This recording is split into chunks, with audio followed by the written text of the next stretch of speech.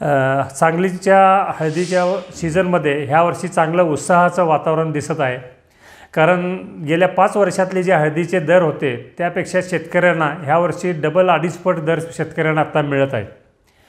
शेतकरी सांगली कृषी उत्पन्न बाजारामध्ये 1 तारखेला 1 फेब्रुवारीला नवीन 2024च्या हंगामाची सुरुवात झाली। त्यानंतर रोज 1000-2000 पोती करत गेल्या आठवड्यामध्ये त्याची आवक आता बाजारपेठेमध्ये 15 ते 20 हजार पोती पर डे आवक आता कृषी उत्पन्न बाजार समितीमध्ये आवक आहे।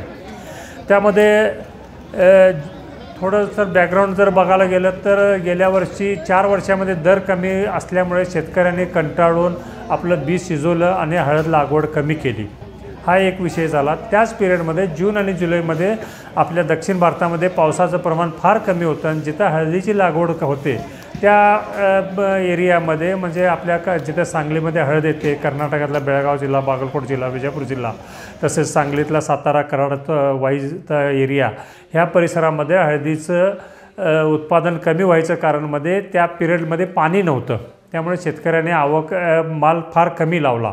हे एक कारण, त्यावेळेला 40% पीक कमी झालं, लागण कमी झाली, ह्यामुळं आणि नांदेड, बसमत, हिंगोली येथंसुद्धा दर शेतकऱ्याला मिळाला नाही म्हणून 40% लागण कमी झाली। तसेच निजामाबादलाही 40% कमी झाली। याचा प्रचार झाल्यामुळे तिथून दर वाढायला सुरुवात झाली। सध्या बाजार समितीमध्ये आवक जी 15 ते 20 हजार पोत्याची येते आहे, त्यामध्ये प्रतिदिवशी तर पावडर क्वालिटी मालाचा भाव सुरुवातीला जो होता तो 14,000 ते 15,000 14,000 ते 15,500 16,000 पर्यंत होता। कणी खपत होती त्यावेळेला 13-13.5 हजारच्या दरम्यान आणि मध्यम क्वालिटीचा माल 16,500 ते 18,000च्या लेवलला होता आणि एकदम उत्तम लगडी निवडलेली जी हळद आहे त्याचे भाव 18 ते 22,000 पर्यंतचे होते।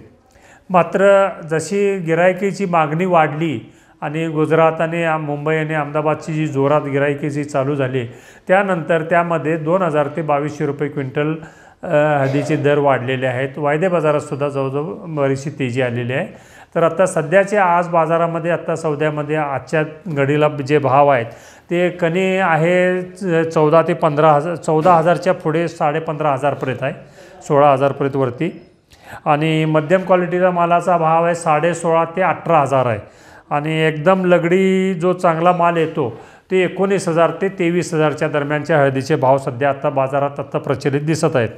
आणि जे काल 41,150 रुपयाला एक कलम विकलं ते फक्त 2 पोत्याचं होतं, पण त्या शेतकरी बंधूनं ती अत्यंत उत्तम दर्जाची हळद निवडून तयार केलेली होती आणि फार ती चांगली पिकलेली हळद होती। उत्तम असल्यामुळं त्याला 2 पोत्यासाठी 41,150 असा एक उच्चांकी दर मिळाला होता।